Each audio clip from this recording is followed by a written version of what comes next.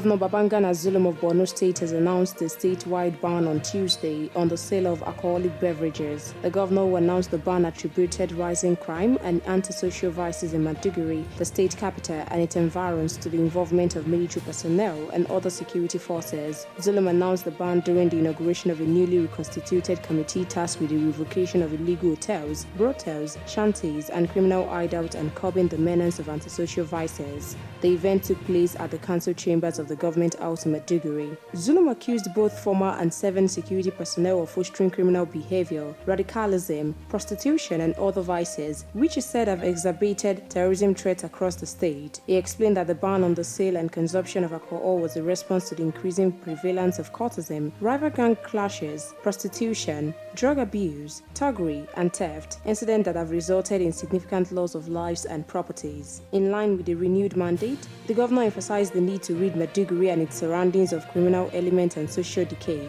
While the story has spurred debates online, we'll continue to supply you more trending news updates and exclusive videos. Kindly share your thoughts in the comment box section below and keep watching NaijaNews TV.